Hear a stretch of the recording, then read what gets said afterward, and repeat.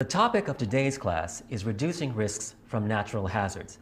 Notice I said natural hazards, not natural disasters. Natural hazards are events in nature like hurricanes, earthquakes, and tsunamis. We know they can be dangerous, but not all are. There are many small tsunamis and earthquakes we don't even notice, and hurricanes that just die out.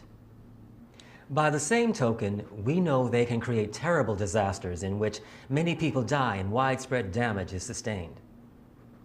Three prime examples of this are the earthquake in Pakistan in 2005, Hurricane Katrina in the US in the same year, and the tsunami in the Indian Ocean in 2004. Now, all of you remember those, don't you?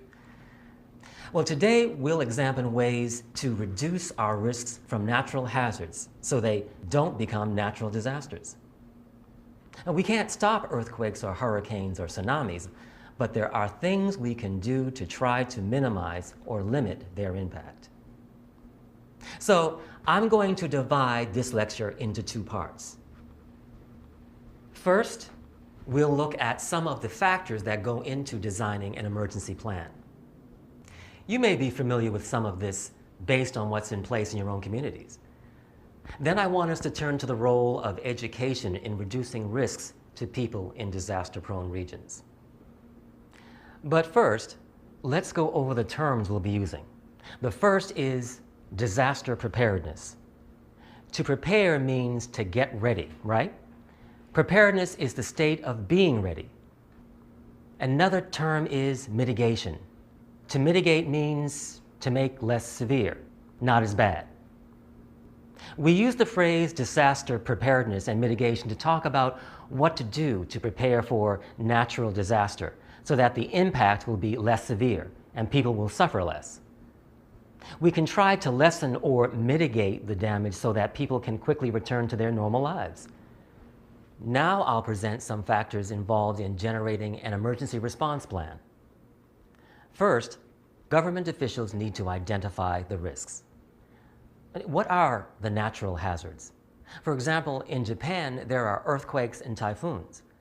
In the US, hurricanes and fires. There are several natural hazards in every country. Second, the government needs to establish a channel of communications with scientists. Scientists must be able to share information regularly with the government as they collect data about risks. Third, government officials need to work out a process for briefing the public on what scientists tell them. The problem is, experts can't predict natural hazards with 100% accuracy. For example, they may know a hurricane is forming, but can't say exactly when or where it will go. Despite this, public officials still have to decide what to tell the public and when.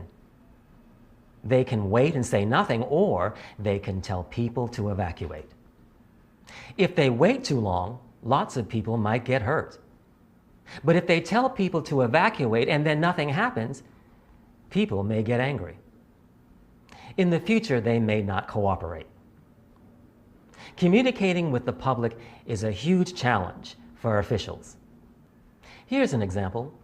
In 2005, before Hurricane Katrina hit New Orleans, people were told to evacuate. But 61% of them didn't. We know some stayed because they had no transportation, no choice. But of the 61% who didn't leave, 37% said they simply ignored the order to evacuate. Why? Because they didn't want to leave their homes. Scientific information doesn't do much good if it's ignored. Yet ultimately, officials must try to keep people safe. A fourth factor is evaluating what services are needed. For example, are there sufficient numbers of police, firefighters, and emergency workers who are trained to respond to a natural disaster?